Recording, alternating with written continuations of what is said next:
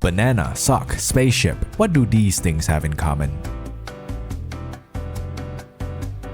That's right, No Game No Life is one of the animes you watch in private. It's one of the pioneers that shed light onto the genre that it is today. Isekai was on the rise when this first came out, so it's no surprise it got so much attention. They had a movie 3 years later, which means I'm wrong, but it's a prequel, which means I'm right. Millions of people watched it, still watching it, but I have no clue what this show is about, other than the fact that this guy has a thing for his sister. Yeah, this is peak.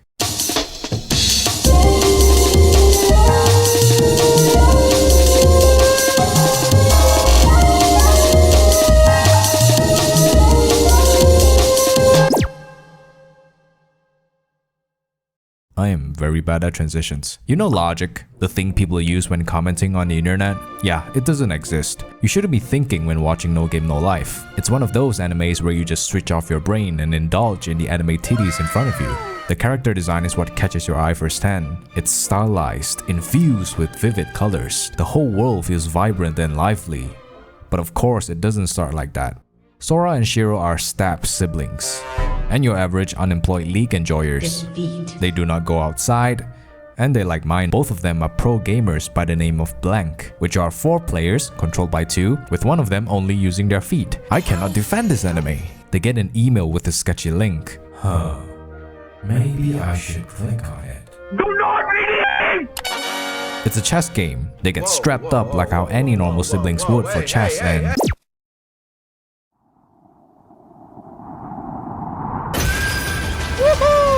They got isekai'd after beating the fanboy, who turns out to be God. This is the world they dream of, the world of games, where anything and everything can be settled through a game of cards, a game of rock, paper, scissors, a coin toss. Every conflict will be resolved through games. That's rule number 2. There's 10 of them created by the fanboy. This is justification for those long hours of gaming. You never know when those yandere horror games would come in handy. Sword Art Online, Overlord, Log Horizon. There are only a handful of isekais that gamify their plot. Another would be... Now I'm just gonna say it up front. This show's not for everyone, especially not with everyone. Characters are sexualized, enslaved. They will be fapping, fingering, moaning, drooling at the sight of those voluptuous boobies that just makes you go... If you can get past all of that, it's gonna be a fun show. No Game No Life is funnily stupid. It is one of the best comedy animes that I've watched, but the humor does not stem from 2D girls being naked. Prison School and Shimoneta, I find these shows to be really fucking weird, but really funny at times. It's when shows make all these obscene jokes that you tend to take it less seriously. No Game No Life is bold when it comes to showing how much of a degenerate the main character is. Win this match and you shall back any power in this country.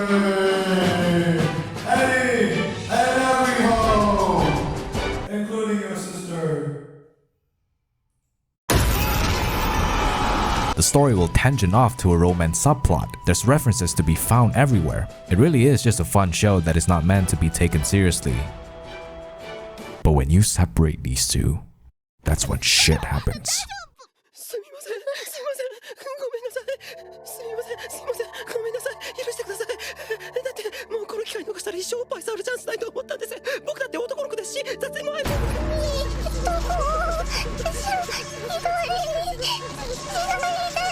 There's a lot to like about No Game No Life. Its characters, the comedic storytelling, and also the world of this board. There's a hierarchy that governs this world, with humans being at the bottom and God sitting at the top.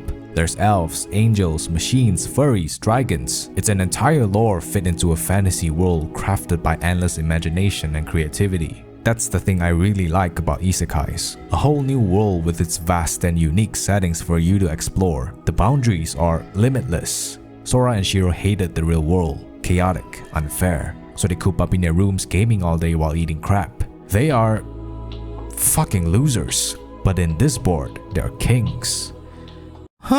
It's a different world but not completely intangible. The issues still persist. They are still losers, the race that is looked down upon the most, useless and powerless against other races, against literal gods. But not with these two around. They beat the fanboy once and they want to do it again. They have the combined IQ of 5 Stephen Hawkings. They're the overpowered duo that has never lost and will never lose. She got his back and he got hers. It's the dynamic duo that no one asked for. Except maybe the Japanese. I think it's a rather unspoken truth that when studios decide to make an anime, they don't give a shit about us. All they really care about is how to please their own people. That's why you see all these weird animes coming out. Now weird is subjective. Weird for us, normal for them.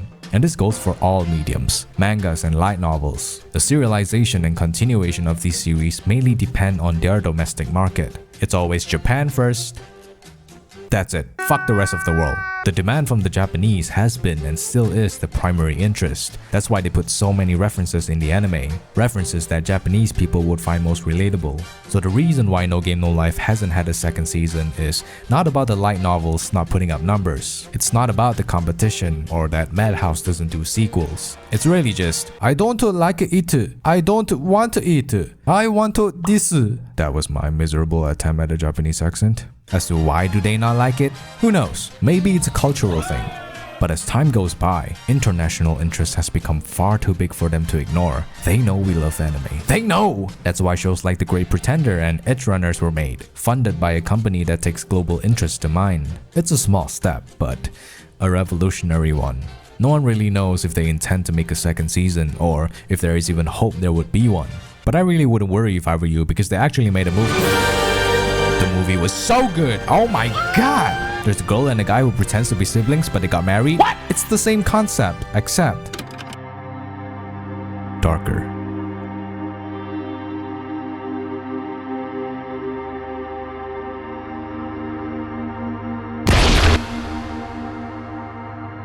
The story focuses on the events of the Great War, 6,000 years before the main story had happened. They ditched the comedy, so it's more serious, more dark. More romance. Wait, what? Yep, romance. No Game No Life Zero is like a different story compared to No Game No Life. Even though it's a prequel, you should really watch it after finishing the main story. The difference in storytelling is so jarring that it made me forget all the humorous and lewd moments that had happened. It's really a different show, with a different plot and a different goal. It explores the world before the fanboy became God. There were no games, millions were massacred. I said that humans are powerless, tanking at the bottom. And they emphasize just how helpless the human race is. That is, until a defective robot joined in from another race. This is where we see the similarities. Except different. Very, very different. こんな世界生き延びて一体何になる？必死に逃げて逃げ延びてその後はそれでどうする？じゃあ一体どうすればいい？ただ黙って塵みたいに消し飛べばいいのか？それが嫌だからと1001人のために999人を見殺しにすれば世界は変わるのか？なあ！俺はどうすればいいんだ？リクの心はなんて答えるの？リク、このゲーム守備の勝ちだよ。次こそ二度と離れないよ。本当に愛してるよ。I love it when authors take their stories seriously when given the chance to. You're not getting any of these emotions from those trough episodes. Meanwhile, the people who haven't watched it probably thought to themselves, what the fuck? I am reporting this. Just watch the movie. You'll understand. When a movie gets you this absorbed, you kinda just forget everything that's wrong with it. I'd even put the movie over the trough episodes. It's more impactful and sets the stage really well. It did numbers in theaters, so I'm really hopeful there will be a second season. Whenever the Japanese want it, that is. I have an idea. Why don't we all come together and spam every single Japanese person on the internet, telling them to like No Game No Life, buy the light novel, so they'll manipulate the investors and stakeholders over at